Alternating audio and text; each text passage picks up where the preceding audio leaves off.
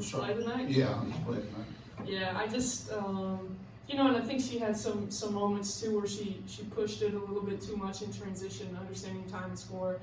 Obviously, we want to throw the ball to Jayla and Laisha in transition, but when we are struggling to finish plays and scoring, understand those things. But I think, Jayla is just,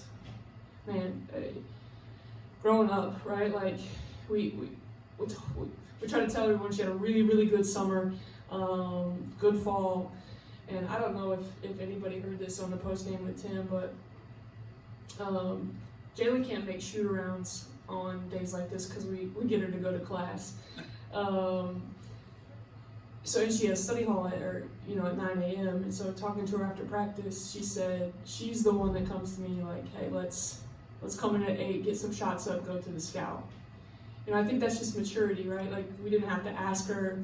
It was her decision, and we're here at 7:30 and she's already here. There's just a different kind, you can just kind of see it that the kid is ready to play.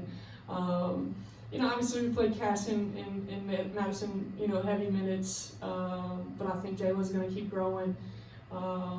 Getting Abby back, we'll drop those minutes down because that's probably a little bit too much minutes for those guys. But just really, really proud of who Jayla is becoming. Does her confidence just come from what happened in the off season now, where it was a pretty good routine for her to get to this point? Yeah, I mean, she worked. I think she worked when she went home in May, and when she came back in June and July. I think the credit goes to her, but I think we can credit Janae and Laisha just kind of really staying on her and pushing her, and just kind of teaching her how to play, and how to just every rep has to be full speed. Last year it wasn't like that, and now you watch her work out, you watch her practice, every single rep is full speed, and she gives us a different, her and Laisha on the perimeter just give us so much length and athleticism. It can make us pretty dangerous in the open floor.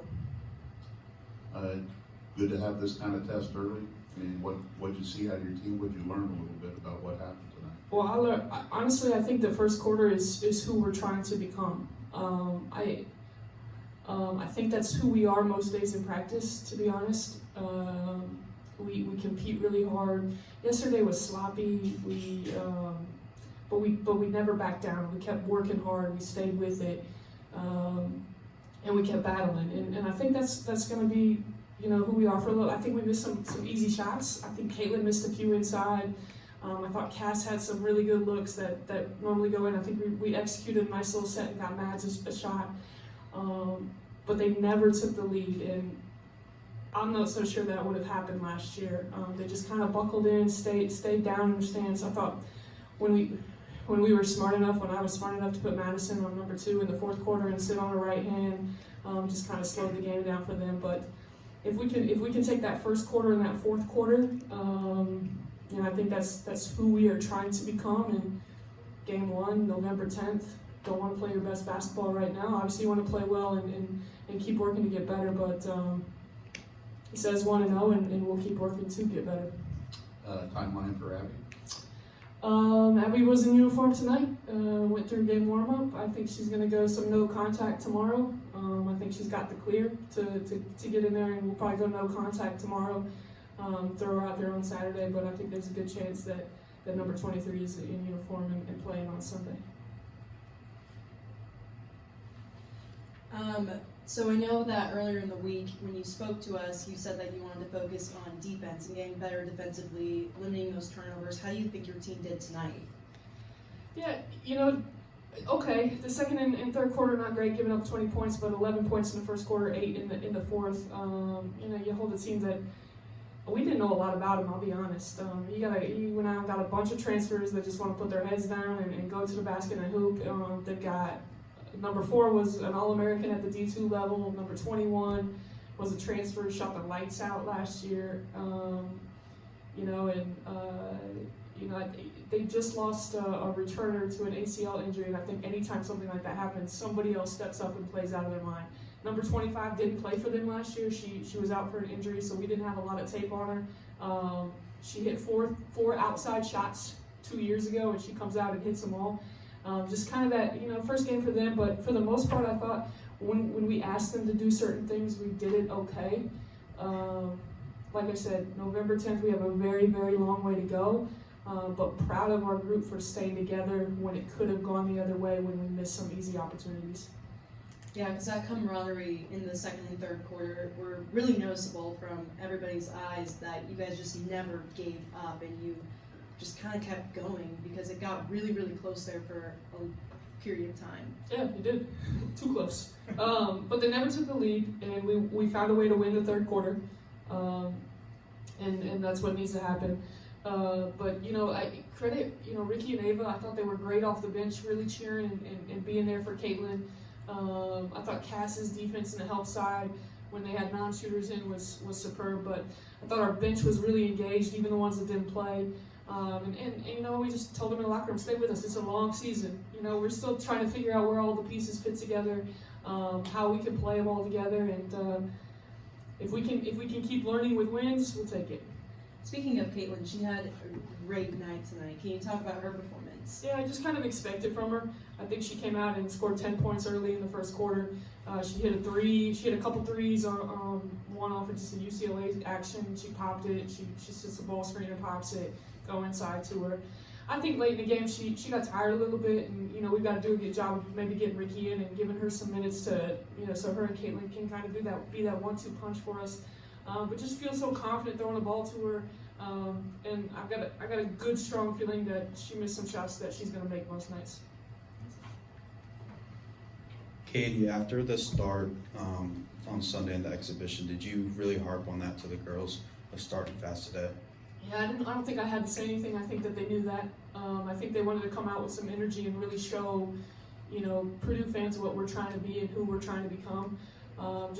We did challenge them, but I don't think it needed to be said.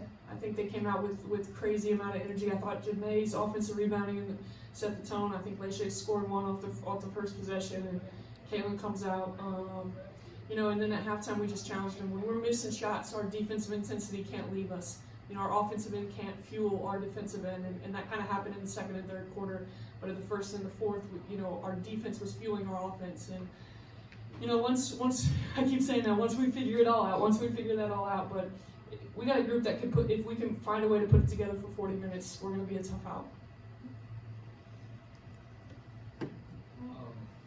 Rochelle Scott, number 2, 20 points in the first 3 quarters, but then held her scoreless in the fourth. What was the key behind sort of shutting her down there at the end?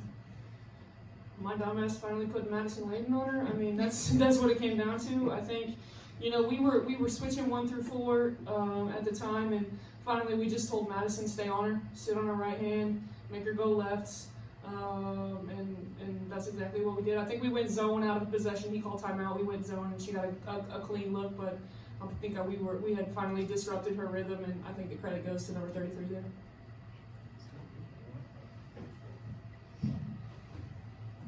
Can I say that, Ian? You said it already. You can say whatever you want. I did want to ask you about your signing class. Yeah. And when you Can finally say it, right? I mean, this is the class you earmarked right when you got here. Yeah. You needed this class. You want to be a difference. You want to have difference makers in this class. Why will this class push this program forward? Yeah, I think when I came in March, into April, we kind of just sat down and said, okay, what do we have? And obviously the transfer portal is wild, but we really wanted to build it from the ground up. We wanted to get a big group together who were going to be passionate about Purdue, who were going to be there for their teammates through thick and thin, and wanted to ride it out for 4 years. And I think we did that. I think we hit a home run in terms of who these young women are as individuals and what they're going to bring to the Purdue culture. And on top of all that, they are flat out competitors that are winners and want to hoop and play basketball. I think I said it in my statement, the Purdue faithful are going to fall in love with these 5. Cool. Thanks, y'all. Go Chiefs.